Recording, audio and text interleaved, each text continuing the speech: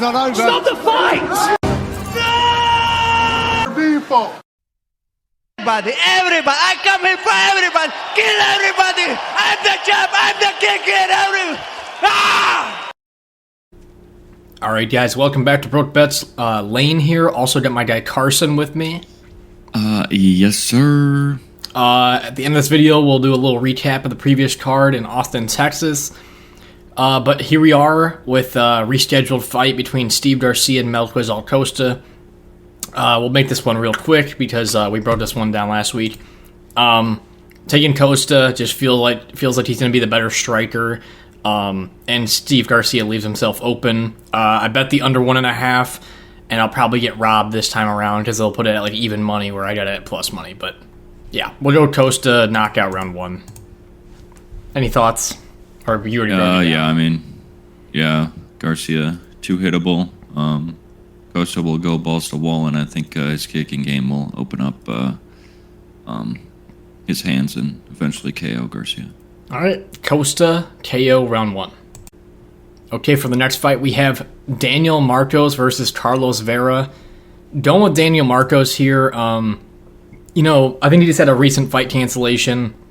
Coming into this, though, I just do like his style a lot. This guy has very good basic skills. The leg kicks are great. The jab, the right hand, everything's pretty technically good. He was a little bit hesitant against Davey Grant. Kind of got the decision his way. I'm not sure if he won it. A lot of, fans chipping in on what they thought about that one. But Carlos Vera kind of has that karate style, and I just feel like he's going to be a step behind in this fight with Daniel Marcos, who we've seen with guys who can be a little bit more unorthodox, him just walk them down and hit them just like Simon Oliveira. And I think, we're looking at a knockout, a stand-up battle for Daniel Marcos, and a knockout or a decision. I think it's just him standing up. He doesn't seem like too much of a risk taker, so it's really up to Carlos Vera how he gets finished in this fight, if it's by decision or by knockout. I'm going to take decision. I think he's going to be cautious here. What do you think? Yeah, Vera, 36 years old, making his UFC debut, coming in on short notice as well. I think the younger, more experienced guy here, Marcos, has fought better competition as well. I think he should win this one and win it pretty handily as well. All right, Daniel Marcos by decision. Okay, for the next fight, we have Rayanne dos Santos versus Talita Alencar. We saw Alencar fight on the Contender Series here recently, but we're going to go with Dos Santos. This girl had a super competitive fight against Denise Gomes, who we've seen as a pretty high-level women's fighter. And Alencar, the Contender Series just doesn't have much.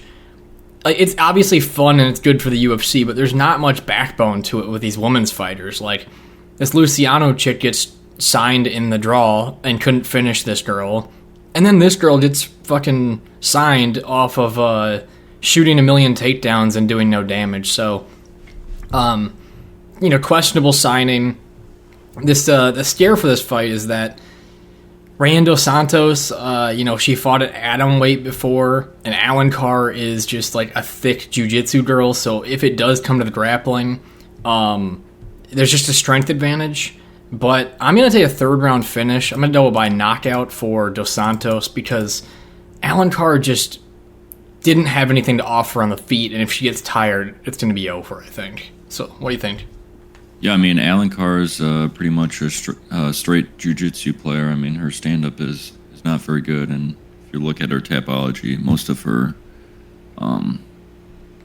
fights are grappling matches. So, right. She's only 4-0-1, so only got 5 fights under her belt in MMA. So I think Dos Santos, with more experience in MMA, I think she'll use that to her advantage here and has better cardio as well. So I like a later finish in this fight. And I'm planning on putting just a little sprinkle bet on it because Alencar just dead exhausted. That girl had a horrible IQ, Luciano, in the fight that they had. She kept staying in ground scenarios versus just getting up instantly, and she could easily finished her. And Dos Santos, fast jab, fast hands, she's winning has a lot of her wins by submission, but her hand speed is totally there for a finish later in this fight. And again, the only thing I'm scared about, I honestly would. I don't typically bet chick fights. I honestly would bet Rayanne dos Santos, but just that strength in rounds 1 or 2, that's what scares me, and that's why I would just wait till a round 3 or decision for dos Santos. So, but yeah, I don't get these signings off of the Contender Series. Alencar clearly will do nothing to the women's divisions except for lose fans, possibly. So, yeah. I mean, really. So, dos Santos KO round 3. Okay, for the next fight, we have Stephanie Egger versus Luana Santos. We're looking at 2 judo girls here for the most part. And on the striking side of things, I'm just going to go with Luana Santos. Stephanie Egger, the better judo girl, has like a medal or some shit in judo. However, just like the hands aren't all there.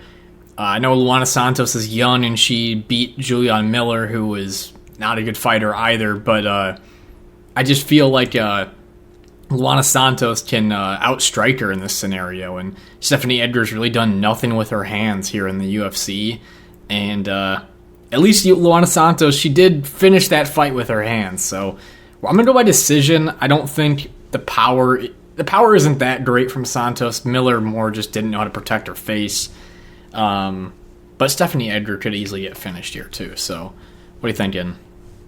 Yeah, I mean, I don't think Santos' striking is all that great, but I mean, it's definitely going to be better than Egger here. I think ground game can even out a little bit, and then, I think Santos will be more aggressive and win this on the feet. It possibly can go to the ground. Egger's been submitted 2 times, I think, 2 in her last 3 fights, so possibly could end it there as well. Well, what's scary to me for Luana Santos is she's up a weight class at 135, and then obviously a younger, skinnier girl, and then Stephanie Edgar, who they're the same height or whatever, but has like over a decade on this girl in strength. She's just gonna be naturally stronger. So yeah, if it does, and then I think Santos would be quicker. So right. Something's got to give there. She's just got to stay away from the ground at all costs, but right. It'd be an interesting fight. I mean, no one's a fan of Stephanie Edgar, but it'll be interesting stylistic matchup. So, all right, Santos by decision. Okay, for the next fight, we have Kenan Son versus Kevin Jousset. I'm going Kevin Jousset here. Kenan Son, I don't like fighters that just try to play the counter game the whole time. And, with Ian Gary, he just fucking waited until he could try to get one punch, which he did. And, it connected hard, and it pretty much almost won him that fight. But then facing Rolando Bedoya, who also kind of was just, sprinting into Son with combinations where Son was just hitting him with a big counter. I feel like Jousset, while he's not the best fighter from what I see, he keeps his chin pretty high, and his skill level isn't super high. He does have pretty good kickboxing and a jab, and I think he can win this fight with a jab. So give me Jousset by decision. Yeah, I mean, I think the equalizer there is the jab. Like you said, Song. I mean, when he did land on Gary, but that was pretty much the only punch he landed that fight. So. Landed well, but he pretty much got dominated for 14 minutes of that fight. So, I think Jousset can win this decision. I think it goes the distance. I think Jousset plays a little bit cautious. Yeah, I'm looking at bets for Jousset here. Just his money line at some point. I've seen it just come down and down and down. So, waiting to pull that trigger, and then. Something to really keep in mind also for Kenan Son's last win against Bedoya, just the sheer weight advantage that he had on Bedoya. Bedoya and him were at the same height, and Kenan Son obviously had 10 more pounds on him, so that's always just something to think about. But yeah, the range, again, just if Kevin Jousset can not keep his chin straight up in the fucking air, should win this fight. So, anything else for you? Nope. All right, Jousset by decision. Okay, for the next fight, we have Tatsuro Taira versus Carlos Hernandez. Taking Tatsuro here. I think he's a steal for odds, by the way, minus 450 or whatever. You know, he was like minus 800 versus Edgar Chairez, who I think is a much better fighter than Carlos Hernandez.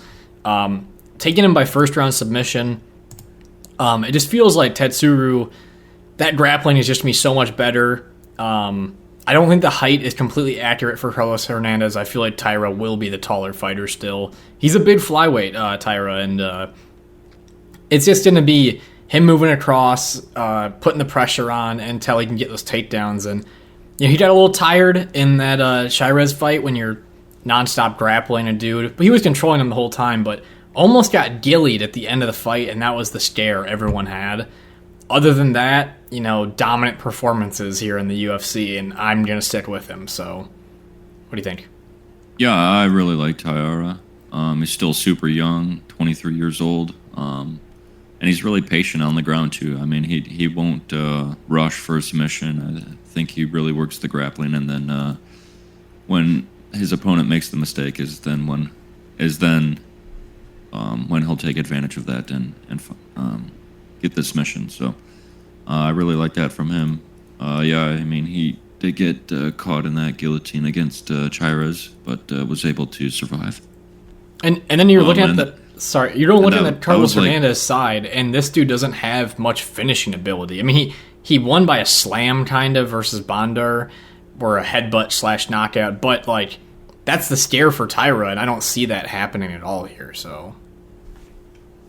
Yeah, I mean, Taira's last fight with Chairez was like, he was cutting weight like 2 or 3 weeks in a row. I know it wasn't all the way down to 125, but it was still 130 and had to go through 2 weight cuts there. So that could have played something into it. But yeah, I like Taira here a lot. We also had the infamous Herb Dean moment telling Tatsuro Taira to stop elbowing Edgar Chairez, going downward elbow, and then stops for a second, looks at Herb Dean, nods his head, and then keeps the elbows going down. That was so perfect. Yeah, there must have been a lost in translation there. I think it's more just Herb Dean just smoking on that hemp, that grass, man. He's never fully with it. So, but yeah, give me Tatsuro Taira by submission. Have him parlayed. I'll tell you the other leg down the line here. Okay, for the next fight we have Hyun Sung Park versus Shannon Ross. The Turkish delight. I mean, goddamn, this dude, he's like the Turkish concussion. I mean, he can't stick in a fight with his chin. And I don't think Hyun Sung Park is good. I mean, at all. I'm sorry to those Korean fighters, or Korean fans, but Park to me, I mean, in that Road to the UFC fight, or finale or whatever between him and Choi, he just did not look that good. The grappling, the takedowns didn't look that great. And honestly, for Hyun Sung Park, I know it says minus 220 here on Tapology. It's minus 500 now. Shannon Ross is a live underdog, similar to how we just saw. I mean, this is literally the same matchup that Jubilee was put in with Mike Breeden. Mike Breeden doesn't have a good chin, and Jubilee, everyone thought they'd get behind, and then it was a comeback win. I mean, it's just something to look out for here. We're going to go Park by knockout just because Shannon Ross's chin can't stick around, but I don't trust it for a damn, and I would not blame anyone that's on the Shannon Ross side. So, yeah, I mean, Park's shouldn't be minus 500, but I mean, how do you really pick Ross here? I mean, dude's getting knocked out by feathers, so. Right. Yeah, I think Park wins it, but I'm not, so confident in it where it's minus 500 or even minus 220 or whatever. Right. And Jesus Aguilar, it was a big punch. It was a big overhand, but had 0 knockouts till that point. Right. And 8 seconds, so 20 seconds? It took like no time. Yeah, 17 seconds officially. And then Kleidson Rodriguez did a spinning butt into his face. I mean, he hit him with the dookie roll and then like hit him with body shots to finish him. I know Kleidson's good. Vinicius Salvador, I mean, it was just a war on the Contender Series, but anytime you get knocked out that fast 2 times in a row in a fight, you're kind of on your way out, so. And at flyweight. People don't get knocked out at flyweight unless you're JP Buys, like, you know. All right. Park, KO, round 1. Okay, for the next fight, we have Nasrat Haqparast versus Jamie Mullarkey. Going with Nasrat feels like the pick here. I mean, Jamie Mullarkey is just all over the board with performances. When he's winning, he's looking bad. And debatably even winning some of his fights. You know, Michael Johnson, I thought Johnson won that fight. Slow fight versus Prado. Knocked out versus Naimov, and I thought he lost against McDessie, and I bet on him, so. Yeah, same. I bet on Mullarkey in his last one against McDessie, and I thought he lost. And in this fight, you know, Nasrat's going to have the much better hands. I'm going to say he takes this one to a decision and wins, but the dude got his leg chewed up in that last fight, didn't address it early enough, and, I mean, Mullarkey is very experienced, and he is a rather big lightweight, which always can be a scare, but gets hit far too much, and, you know, I think Haqparast is live for a knockout or decision here. So, what do you think? Yeah, I mean, Haqparast throws a lot of volume, and I think, I think he can knock down Mullarkey a few times. Mullarkey's chin's not good at all. I think it'll just be accumulation of damage, and possibly second or third round finish or a decision. I like for Haqparast. I mean, Jamie Mullarkey, the dude's competing to be the ugliest guy on the roster. I mean, his eyebrows. Dude, his eyebrows are always so insane. I mean, when they put Vaseline on his face before the fight, they're pretty much putting, like, eyebrows on him. But, yeah.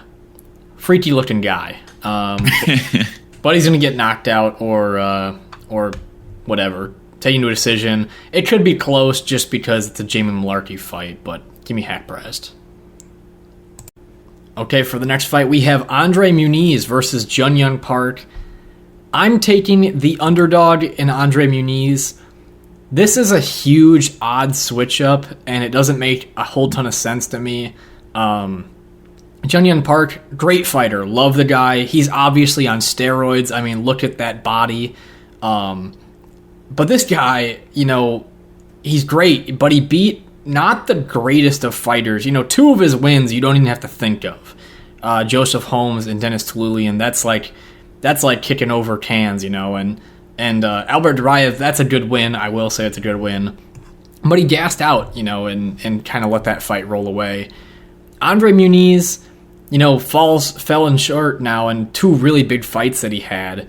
But in my eyes, this guy's going to be the better ground game, at least for rounds 1 and 2.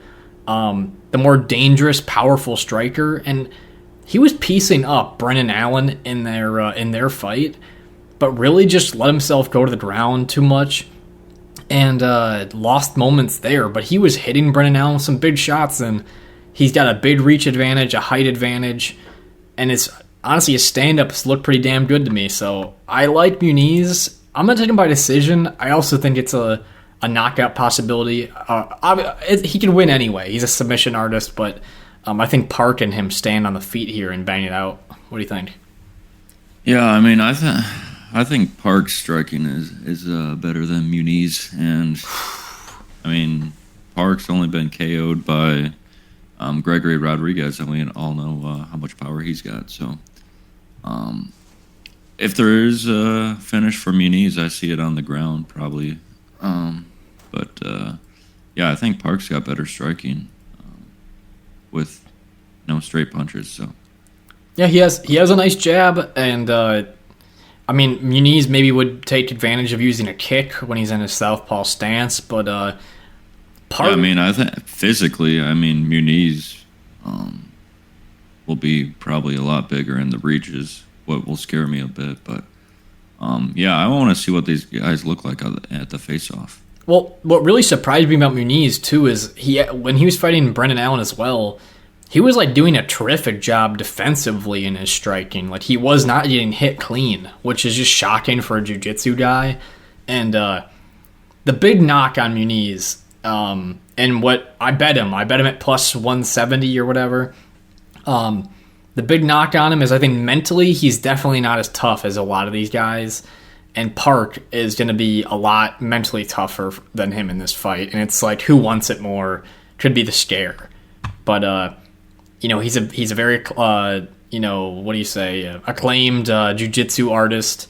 Park, obviously dangerous on the ground as well. I'd say, Park's probably the better, wrestler per se at his size than the Muniz, the BJJ guy. But just with Muniz's size, he could out-grapple Park with his strength, so... Yeah, and I think going into the Brendan Allen fight for Muniz, I think he surprised people with his striking, and Brendan Allen, I think, surprised people with his grappling. So. Right, and I mean, he fought like the two possibly best middleweight ground guys up in the ranked area of middleweight, Paul Craig and Brendan Allen. I mean, both those guys are phenomenal on the ground, so...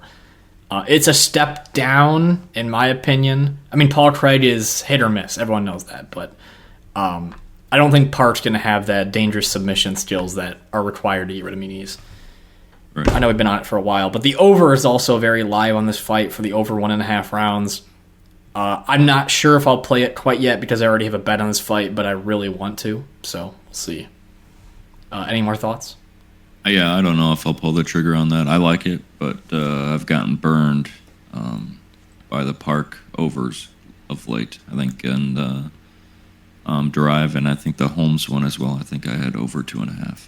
Yeah, and it's just scary too because Muniz does have a lot of like really fast submissions. So, anywho, Muniz by decision, and for Carson, Park by decision. All right, for the next fight, we have Sumudaerji versus Allan Nascimento. Taking Allan Nascimento, this dude is just a big-ass flyweight, holding a lot of muscle. Sumudaerji taking a year off. Possibly that grappling's gotten better, but, lost however many times by submission. Is it every loss, I believe, is by submission now? Yep, every loss for Sumudaerji has been by submission, and... Of 15 of the 20 wins for Nascimento, 15 of them are by submission. So, I mean, I think that's a clear path for Nascimento. Right, and when we bet the Sumudaerji fight versus Matt Schnell, we bet Matt Schnell by submission. A lot of people are calling us crazy, but it's plus 800 for Matt Schnell, who's pretty much mostly just a ground game guy. So. The odds makers really fucked that one up, although that fight was a war and crazy. And Matt Schnell shouldn't have won, but he ended up winning. Allan Nascimento, though, you just see the strength in the Jake Hadley fight, and you're convinced. So this is my other parlay leg. I have Taira and Nascimento together. Carson also has that bet. It just feels like it's so safe to string together these fantastic grapplers, and I think it's just going to be really one-sided. And hopefully a quick night on both those parlays, or those legs of that parlay. Yeah, I mean, Sumudaerji has good KO power, 13 wins by KO, but Nascimento's never been KO before, so he hasn't shown that his chin's bad. So, yeah, I do like that play quite a bit. He's got a Charles Oliveira camp as well. A lot of those guys have pretty damn good chins, so... Yes, sir. Nascimento submission round 1. Okay, for the next fight, we have Anthony Smith versus Khalil Rountree Jr. What are the... I'm so confused by so many of the odds on this card. How is Anthony Smith plus 200 and Khalil Rountree minus 240? I know some people are like super in on the Khalil Rountree train, but this dude just knocked out Chris Dawkins. Easiest knockout for most people. Where he was minus 175. Right! Like, what is that shit? And then, is Anthony Smith better than Chris Dawkins? I would say so, yeah. And Dustin Jacoby, where he was, like, even money in that fight, and a lot of people thought he lost. And then he's kind of kicking up 2 cans before that. But Anthony Smith, I mean, he's not great. Everyone's annoyed with him. He should just go away. He needs another home invasion, I think, to like truly come out of his, I don't know, whatever's going on in his head. But this dude was even money versus Ryan Spann, and even money versus Johnny Walker. And here he is, plus 200 against the guy who's ranked much lower. And I don't understand it. We're going to pick Khalil Rountree, but I think the odds should be fucking even, if you ask me. And I debate whether I should bet on Anthony Smith, but like mentally, this dude just doesn't look like he's like wanting to fight. And Khalil Rountree's at least going for the kill. So I'm going to go with Khalil Rountree's second round knockout, but Smith has the better ground game. He could possibly grapple here, and he's competitive on the feet, so you never know. But I don't know. What do you think? Yeah, I mean, I see the Anthony Smith has the better ground game. Rountree slows down a little bit, and Smith has shown he's super tough and durable. I mean, I bet the unders in his last 2 fights, and he was able to survive in both those. So, if it goes longer, I mean, I think it probably would favor Smith, as Rountree might slow down. So, yeah, I don't know. This is an interesting fight, especially with these odds. And Rountree's not even like a supernatural light heavyweight. He was a heavyweight that lost weight to light heavyweight, and he holds a good amount of muscle, but like Smith is, 3 inches taller and more of that natural light heavyweight. If this fight was scheduled like 8 months ago before that Johnny Walker fight, and if they, gave these same odds, I would be crushing Anthony Smith's line. But just like mentally, I feel like this dude just isn't all there. I debate if he won that Ryan Spann fight. Ryan Spann more just didn't have activity late in the fight because his cardio's dick. But I don't know. I just don't know what these odds, man. I feel like people are overlooking the fact that Anthony Smith was a guy who did fight for a title. I know he did nothing in the title shot, but he's been at the top of the division forever. So, any more thoughts for you? He's 3 inches taller as well, so we'll see. Oh yeah. One other thing I was thinking about. Khalil Rountree, if he does want to stop the grappling, he has been having a much lower stance in his most recent fights, which should help with takedown defense. So that's something that could go his way. And yeah, leave it at that. Rountree, KO, round 2. All right, guys, welcome to the main event prediction. We have Yadong versus Chris Gutierrez. And of course, guys, please drop a like, subscribe to the channel. And we are going to go with Yadong. Interesting matchup, however. I feel like Chris Gutierrez fought a very similar fight to this against Yadong literally a month ago. So, Yadong, I think, is levels above Yadong, but they have similar styles. They're really strong bantamweights. But I think Song does just seem to develop more and more and more every single fight with so many high-level fights. Like, he is more experienced in high-level fights than Chris Gutierrez is. And Chris Gutierrez, the main thing is Yadong just can't fight his fight. You can't sit at kicking range and let this dude just leg kick you to a decision. And I think Chris Gutierrez will be a little bit scared of that power in a fight like this and kind of sit on the back foot. And I think Song is going to do more damage in these instances. Maybe even mix in some grappling. So give me Song by decision here. What do you think? Yeah, I do think he will mix in some grappling. Just to throw it out there, test it a little bit. I think Song will have to be pushing the pace here. He went 5 rounds or whatever. It was scheduled for 5 rounds with Ricky Simone, and scheduled for 5 rounds in his last 2 fights in Sandhagen before that. Both of them didn't go the distance, but they still went to the championship rounds. I think that'll be really beneficial for him as well. Just having that experience in those championship rounds. And yeah, I mean, I think he'll be pushing the pace. He's got to avoid those leg kicks from Gutierrez, and Song's got pretty darn good power, so I like him a lot here.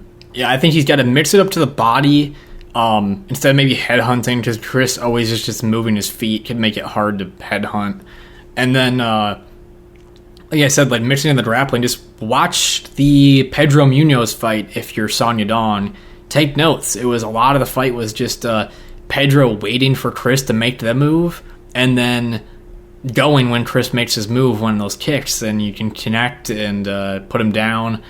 Again, in the ground game, Chris seemed to struggle in open space to get up. So, a very interesting fight, just because Son Yadong's been in so many of these good matchups, and Chris Gutierrez just brings... Every time you face one of these fucking leg kickers, you know, they're good, they're great at what they do, him and Jonathan Martinez, but they have the leg kicking is the investment game. It's like the investment you put in rounds 1 pays off for every other round, and that's just the question, is if he lands those early, how much is that going to fuck up Son's leg? So I'm not paying the price on it, but I would look at the over. I'm not actually sure what the over's set at or whatever right now, but what do you think? I think I saw 3.5 for the over-under. Seems worth it, I think. But Son's just got such power, too. Who knows? Yeah, he does have really good power. I mean, they'll probably pace themselves to go 5 rounds, maybe start out a little slower. Yeah, right. I'm looking at over 3.5 is minus 185 right now. Okay. So, that's too high for me. Yeah. All right. Any more thoughts on this fight? No, I think you nailed it. Working the body as well, like you said, for Son. That'll be very beneficial. All right. Son. He's still 26 years old. Yeah, it's just fucking bizarre. All right. Son by decision. All right. To quickly recap, UFC Austin with Dariush and Sarukian. Ended up losing 0.55 units, which kind of fucking sucked because we added Gastelum I added Gastelum as a late bet just because of the cancellation of the Costa and Garcia fight. Wasn't planning on it, but I wanted 5 bets just because it swings a positive card typically. But started off, we had Close, Slam, the dude's going to do the damage, and Jousset, other than being on the ground, he just is not that good of a fighter. I mean, I know Drakkar was playing the game a little bit where he could get fucked up, but Selecki's got like 1 round of solid jiu-jitsu cardio and he's fucked. So that was a nice little bet to win and an exciting way to win it. Next, Rob Font and Davison Figueiredo. Rob Font is just so hit or miss in these fights, and I still don't think Davison Figueiredo even looked that amazing in this fight. He hit Font, it's like 4 times, it seemed like clean, and every single time it had Font fully rocked, and Brandon Moreno was eating those things, you know what I'm saying?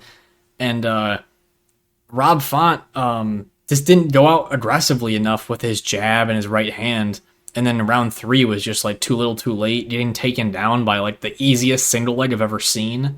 And then people are saying like if Davison fights Petr Yan, that would be a great matchup. I feel like Petr Yan would murder Davison. There'd be no grappling for him to use, and Petr's just going to pick him apart. But I don't know what people think. I would hammer Petr Yan's line if that was the case, although he does have a curse on him, so that's kind of tough.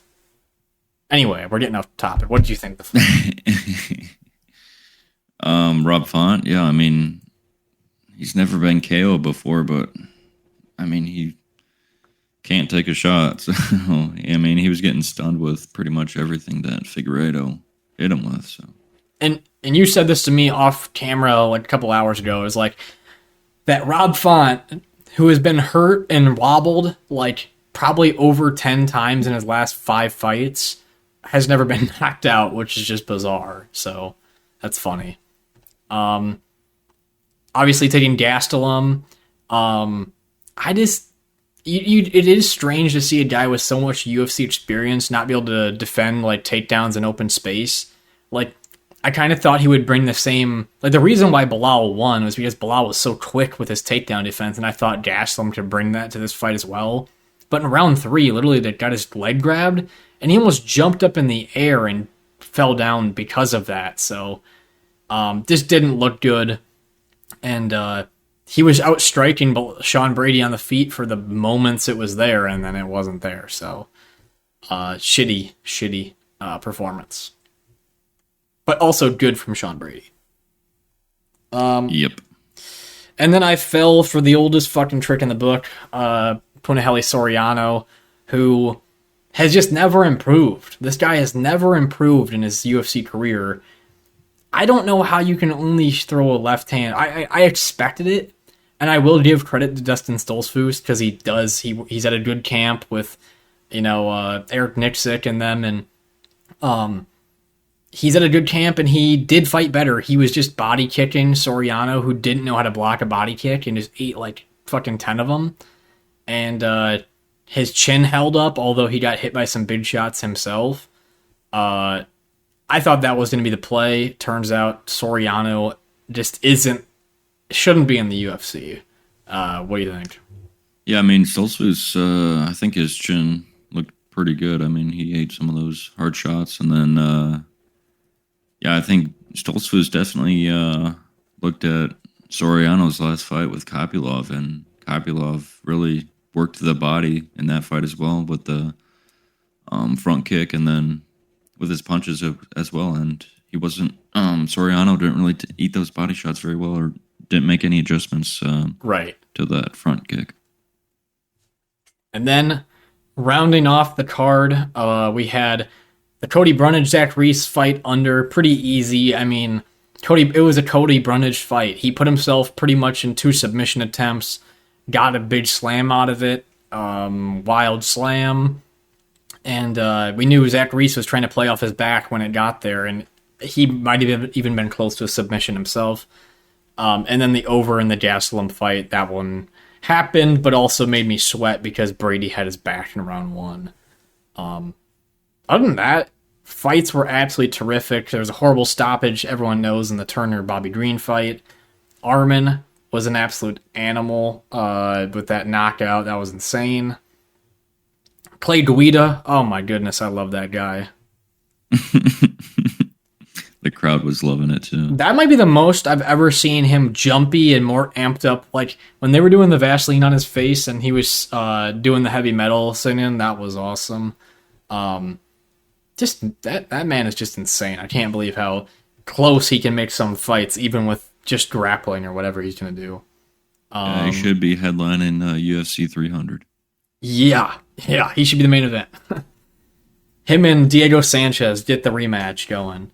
And then, honestly, I'd say like one of the top 10 fights of the year, Ihor Potieria and Rodolfo Bellato was just insane.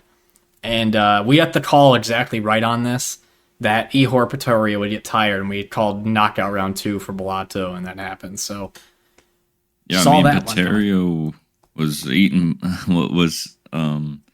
dealing a ton of damage to Bellato, and Bellato ate those punches with his face, and he was eventually he was fully knocked out in that interview.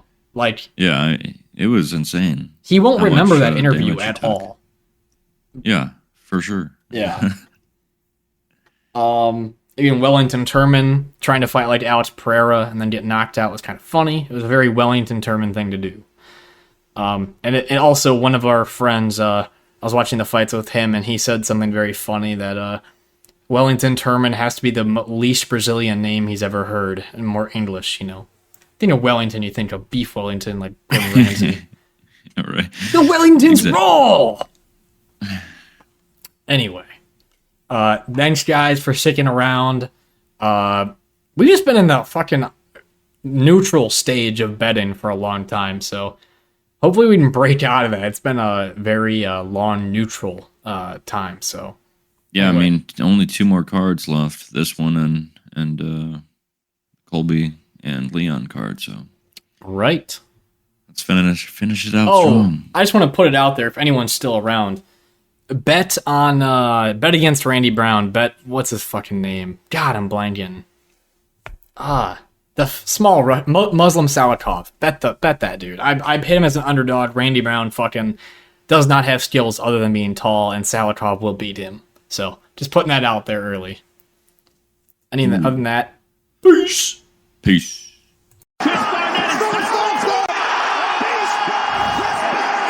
I know. It doesn't matter, I'm from the trenches. I'm built like this. The old doubted me said I couldn't do it. The old said I couldn't do it. Look at me now.